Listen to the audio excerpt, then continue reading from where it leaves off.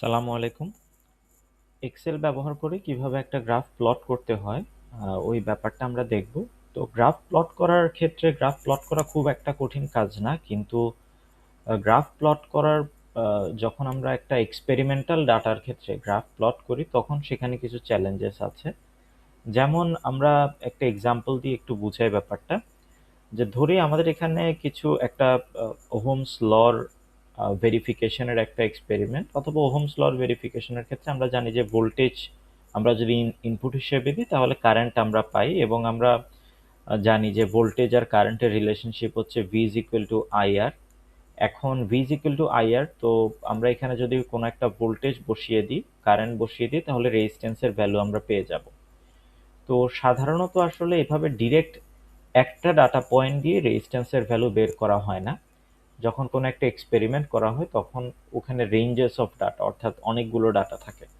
সেই ক্ষেত্রে আমাদেরকে ওই সবগুলো ডাটাকে কাজে লাগিয়ে একটা গ্রাফ প্লট করতে হয়, এবং তার থেকে আমাদেরকে রেজিস্ট্যান্সের ভ্যালুটা বের করতে হয়।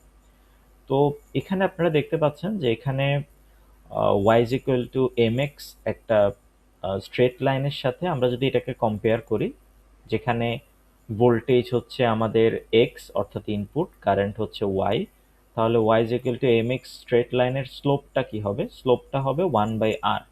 তার মানে যে স্লোপটা আসবে সেটাকে যদি আপনি ইনভার্ট করে দেন তাহলে কিন্তু আপনার রেজিস্ট্যান্স পেয়ে যাবেন। মানে 1/স্লোপই আসলে রেজিস্ট্যান্স। অর্থাৎ আমাদের এখানে আমরা যদি এখন একটা গ্রাফ প্লট করি, এখানে আমরা কতগুলো স্যাম্পল ডাটা দেখিয়েছি, ভোল্টেজ নিয়েছি এবং কারেন্ট নিলাম।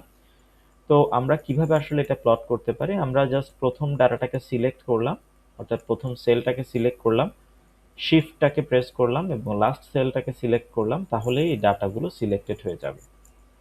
এরপরে আমরা এখানে ইনসার্টে যাব, এরপরে আমরা এখানে চার্টের ক্ষেত্রে স্ক্যাটার প্লট, সেখানে গেলে আমরা যদি প্রথম প্লটটাকে সিলেক্ট করি তাহলে আমরা আসলে এখানে দেখতে পাবো যে এখানে ওই ডাটা পয়েন্টগুলো প্লট করা হয়েছে, কিন্তু এখানে এখনো কোনো স্ট্রেট লাইন প্লট করা হয়নি। তো সেক্ষেত্রে আমরা যদি ওখানে এই পরের অপশনটা সিলেক্ট করি তখন ওই ডাটা পয়েন্টগুলো দিয়ে একটা স্ট্রেট লাইন সে প্লট করে দেখাবে, অথবা সেই ডাটা পয়েন্টগুলোকে সে কানেক্ট করে দিবে।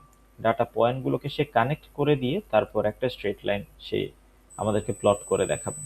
এখন এই যে স্ট্রেট লাইনটা আমরা প্লট করলাম, এই স্ট্রেট লাইনটা খুব ভালোভাবে আসলে ডাটা পয়েন্টগুলো দিয়ে ক্রস করেছে, মানে একদম পারফেক্টলি এটা ফিট করেছে। তো এখান থেকে আমরা কিভাবে স্লোপ বের করতে পারি?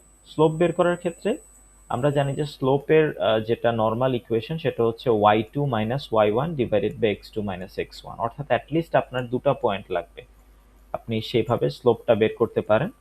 তো এক্সেলে আমরা জানি যে যে কোনো একটা ফর্মুলা ইউজ করার জন্য যেখানে আপনি রেজাল্টটা পেতে চাচ্ছেন ওখানে ইকুয়াল দেবেন, তারপর আপনি আপনার ফর্মুলাটা ইউজ করবেন। স্লোপ নামে একটা আলাদা ফাংশনই আছে এক্সেলে। তো স্লোপ আমরা সেটাকে সিলেক্ট করলাম, এরপরে আমাদেরকে ডাটার রেঞ্জটা সিলেক্ট করা লাগবে। আপনি চাইলে, যেহেতু এটা একটা স্ট্রেট লাইন, স্ট্রেট লাইনের স্লোপ কনস্ট্যান্ট হয়, তো আপনি চাইলে এখানে সবগুলো ডাটা পয়েন্ট নিয়েও কাজ করতে পারেন, অথবা যে কোনো দুটাকে নিয়েও কাজ করতে পারেন। তো আমি যদি সবগুলোকে নিয়ে কাজ করি, ওয়ান থেকে এটা সরি এটা হচ্ছে আমাদের আউটপুট, সেটাকে আমরা প্রথমে নিলাম কমা, এরপরে আমাদের ইনপুট, প্রথম সেলটা সিলেক্ট করলাম, শিফট লাস্টের সেল, এরপরে আমাদের যেটা আসলে এটাই হচ্ছে স্লোপ। এবং আমরা এখান থেকে কিন্তু রেজিস্ট্যান্সের ভ্যালুটা বের করতে পারি। রেজিস্ট্যান্স হচ্ছে 1 ডিভাইডেড বাই এই সেলের ভ্যালুটা, এই সেলের ভ্যালুটা ইকুয়াল দিলে রেজিস্ট্যান্সের ভ্যালু হচ্ছে 10। এটা একটা পারফেক্ট স্ট্রেট লাইনের ক্ষেত্রে আমরা স্লোপ বের করে রেজিস্ট্যান্সটা বের করে ফেললাম। এভাবে আমরা একটা গ্রাফ থেকে ক্যালকুলেট করতে পারি, এবং এই গ্রাফটা দেখতে এমন। এখন প্রশ্ন হলো যে আসলে এক্সপেরিমেন্টালি যখন কাজ করি আমরা ল্যাবে, তখন আসলে কখনোই গ্রাফ এমন স্ট্রেট লাইন বা পারফেক্ট লাইন আসবে না। তখন দেখা যাবে হয়তো রেজাল্টগুলো আমাদের এই ধরনের হবে, যে ভোল্টেজ 1 দিলে কারেন্ট 0.2, তারপরে ভোল্টেজ 2 দিলে 0.23, 3 দিলে 0.3, এরকম র্যান্ডম আমি কিছু ডাটা দেখিয়েছি, এই ধরনের হবে। তো এইসব ক্ষেত্রে আমরা আসলে কি করব? দেখুন, আমরা যখন সাধারণত হয়তো আমরা হাতে আঁকলে আমরা যে কাজটা করি সেটা হচ্ছে আমরা একটা আমরা প্রথমে ডাটা পয়েন্টগুলোকে প্লেস করলাম গ্রাফের উপর, এরপরে আমাদের যেটা সাধারণত হ্যাবিট, আমরা এই পয়েন্টগুলোকে যোগ করে দিই, তারপর একটা গ্রাফ এঁকে ফেলি। কিন্তু আপনি দেখেন এই গ্রাফটা থেকে কিন্তু কোনো ক্যালকুলেশন করতে পারবে না, কিংবা এক্সপেরিমেন্টালি আসলে এভাবে গ্রাফ আঁকাও হয় না। আপনাকে যে কাজটা করতে হবে সেটা হচ্ছে, এটা কিন্তু স্ট্রেট লাইনে হয়নি। আপনাকে যেটা করতে হবে সেটা হচ্ছে গ্রাফ ফিটিং করতে হবে, অর্থাৎ এমন একটা স্ট্রেট লাইন ড্র করতে হবে যেটা আসলে এই ডাটা পয়েন্টগুলোকে বেস্ট রিপ্রেজেন্ট করে। অর্থাৎ আমাদের এভাবে পয়েন্টগুলোকে যোগ করে দিয়ে প্লট করে দিলে হবে না। ওই কাজটা আমরা কিভাবে করব? আমরা যে কোনো একটা ডাটা পয়েন্টের উপর গিয়ে রাইট ক্লিক করলে এখানে একটা ট্যাব আসবে। তো এখানে এই লিস্ট থেকে অ্যাড ট্রেন্ড লাইনে আমরা যাব। অ্যাড ট্রেন্ড লাইন সিলেক্ট করলে আপনার এখানে অনেকগুলো অপশন আসবে। আপনি কি ধরনের স্ট্রেট লাইনের সাথে ফিট করতে চাচ্ছেন? অবশ্যই আমরা স্ট্রেট লাইনের সাথে ফিট করতে চাচ্ছি, কারণ আমরা জানি যে আমাদের এই ডাটাগুলো স্ট্রেট লাইন হবে। V is equal to I R, এটা একটা স্ট্রেট লাইনের মতো, তাই আমরা লিনিয়ার অপশনটা সিলেক্ট করলাম। লগারিদমিক অপশন সিলেক্ট করে সে লগারিদমিক একটা কার্ভের সাথে সে ফিট করার ট্রাই করে, এক্সপোনেনশিয়াল হলে এক্সপোনেনশিয়ালের সাথে। বাট স্ট্রেট লাইনই হচ্ছে বেস্ট রিপ্রেজেন্ট করছে এখানে। তো স্ট্রেট লাইনের সাথে আপনি ফিট করলেন। এখন যে জিনিসটা আসলে দেখার, যে এখন আসলে আমরা এখান থেকে কিভাবে স্লোপটা বের করতে পারি। দেখুন, স্লোপটা বের করার ক্ষেত্রে আগের মতো করেও বের করা যাবে, কোনো সমস্যা নেই। কিন্তু আমরা এখানে আরো একটা জিনিস দেখতে চাচ্ছি, সেটা হলো, আপনি দেখুন যে এখানে আমরা ডিসপ্লে ইকুয়েশন অন চার্ট এটাকে যদি সিলেক্ট করি, এখানে যেটা দেখাচ্ছে এটা হচ্ছে সেই স্ট্রেট লাইনের ইকুয়েশনটা, যেটা দিয়ে আপনি এই ডাটাগুলোকে রিপ্রেজেন্ট করতেছেন। মানে এই স্ট্রেট লাইনটাই এই ডাটাগুলোকে বেস্ট রিপ্রেজেন্ট করতেছে। এবং এখানে আরেকটু বলার আছে, সেটা হলো আমরা চাইলে আরেকটা ডাটা দেখতে পারি যেটাকে বলে আর স্কোয়ার। আর স্কোয়ার হচ্ছে কোএফিসিয়েন্ট অফ ডিটারমিনেশন, অর্থাৎ একটা গ্রাফ কত ভালো ফিটিং হয়েছে, অর্থাৎ লাইন যেটা ড্র করলেন তার সাথে ডাটা পয়েন্টগুলো 97.85% ফিটিং হয়েছে। যদি এটার ভ্যালু 1 হতো তাহলে 100% ফিটিং হতো। যেহেতু এটা একটা আইডিয়াল কার্ভ না, তাই এটা 100% ফিটিং হয়নি, এটা 97.85% হয়েছে।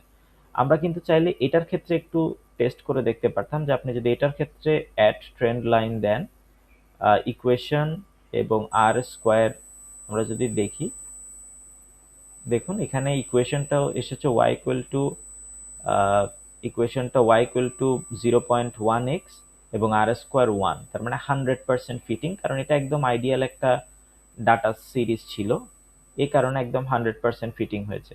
এবং এখানে আরেকটা জিনিস গুরুত্বপূর্ণ, দেখেন এই লাইনটার আমরা জানি y ইকুয়াল টু mx এর স্লোপটা হচ্ছে m, অর্থাৎ mটা হচ্ছে স্লোপ, সেই mটাকে এখানে ইউজ করা হয়েছে। এবং 1 ডিভাইডেড বাই r হলো আমাদের রেজিস্ট্যান্সটা, সরি 1 ডিভাইডেড বাই স্লোপ হলো আমাদের রেজিস্ট্যান্সটা, ওটা হলো 10। আমরা কিন্তু একইভাবে চাইলে এখানেও স্লোপটা বের করতে পারি। সে স্লোপটা হচ্ছে যে এখানে আমরা স্ট্রেট লাইনটাকে যদি দেখি, এটা y equal two mx plus c এর মতো হয়েছে, তো mটা হচ্ছে এখানে আমাদের স্লোপ। এই mটাকেও যদি আমরা ব্যবহার করি, mটা আমরা দেখতে পাচ্ছি 0.0918, তাহলে r হবে 1 ডিভাইডেড বাই এটা 10.89। অর্থাৎ আমরা প্র্যাকটিক্যালি যখন এক্সপেরিমেন্ট করলাম তখন রেজিস্ট্যান্সের ভ্যালু 10.89 আসলো, যেটা আইডিয়ালি হয়তো 10 আসতে পারতো। তো এভাবে আমাদের প্র্যাকটিক্যাল এবং আইডিয়াল ভ্যালুগুলো ভ্যারি করে। তো এখানে লাস্ট আমি আরেকটা জিনিস দেখাতে চাচ্ছি, সেটা হচ্ছে এখানে তো আমরা ধারণা করতে পেরেছিলাম যে এটা একটা স্ট্রেট লাইন হবে। অনেক সময় চোখের দেখায় ধারণা করা যায় না, তখন আমরা কিভাবে ফিটিং করতে পারি? ধরুন এখানে কয়েকটা ডাটা দেয়া আছে, এগুলোকে আপনি যদি প্লট করতে যান, এখানে আসলে বোঝা যাচ্ছে না যে কেমন হবে। সেক্ষেত্রে আমরা যেটা করি, আমরা বিভিন্ন দিয়ে টেস্ট করে দেখি। যেমন ধরুন লিনিয়ার আমি যদি ফিট করতে চাই, কোনোভাবে লিনিয়ার হবে না এটা, তাহলে আমরা পলিনোমিয়াল সিলেক্ট করতে পারি। পলিনোমিয়াল মানে হলো এক্স এর পাওয়ার হিসেবে এখানে একটা ফাংশন আসবে, অর্থাৎ অর্ডার 2 সিলেক্ট করা আছে, তার মানে y equal two ax square plus bx plus c, এই ধরনের একটা ফাংশন আসবে। আমি যদি পাওয়ার 3 সিলেক্ট করতাম তাহলে x cube plus bx square plus cx plus d এরকম একটা আসতো। তো এই ক্ষেত্রে আমরা পলিনোমিয়াল 2 সিলেক্ট করে দেখছি, খুবই ভালো ফিটিং হয়েছে। তার মানে এটাই আমার এই ডাটাগুলোর জন্য লাইন। আমরা ইকুয়েশনটাও এখান থেকে পেয়ে যাব। এই ইকুয়েশনটা কেন গুরুত্ব, এবং আমরা ইকুয়েশনটা তো পেলাম, সাথে সাথে আমরা আরেকটা জিনিস, যে কতটুকু ভালো ফিটিং হয়েছে, 99.49%, মানে ভেরি গুড ফিটিং। আমরা এখানে যদি কোনো একটা ডাটাকে ধরলাম একটু একটু চেঞ্জ করে দিই, তাহলে দেখুন তখন কিন্তু আসলে ফিটিংটা অনেক খারাপ হয়ে গেছে, 81.87%। অর্থাৎ ডাটার সাথে আসলে এখানে অনেক বেশি রিলেটেড যে কত ভালো ফিটিং হবে। এখানে কেন এই কোয়েশনটা গুরুত্বপূর্ণ, কারণ দেখুন আমরা এখানে সাধারণত আপনি একটা এক্সপেরিমেন্ট করলে আপনি নিশ্চয়ই লিমিটেড সংখ্যক ডাটা নেন, 10টা 15টা ডাটা নেন। তো তখন আপনি যদি একটা ইকুয়েশন ফর্ম করতে পারেন, আপনি কিন্তু যে কোনো ইনপুটের জন্য আপনি এখানে কেমন আউটপুট হবে এটা গেস করতে পারবেন। যেমন 0.5 এর ডাটা আমরা নিইনি, কিন্তু 0.5 এর জন্য কত রেজাল্ট আসবে এটা আমরা এক্স এর মান 0.5 বসালেই কিন্তু ওয়াই এর মান পেয়ে যাচ্ছি। তার মানে আমরা ইজিলি যে কোনো ইনপুট আউটপুটের কম্বিনেশনের ডাটা বের করতে পারবো যদি আমরা একটা রিপ্রেজেন্টিং একটা লাইন পেয়ে যাই। অর্থাৎ আমরা যদি একটা ফিট ফিট করা একটা কার্ভের ইকুয়েশন পাই, তাহলে আমরা এই জিনিসটা বের করতে পারবো। ধন্যবাদ সবাই।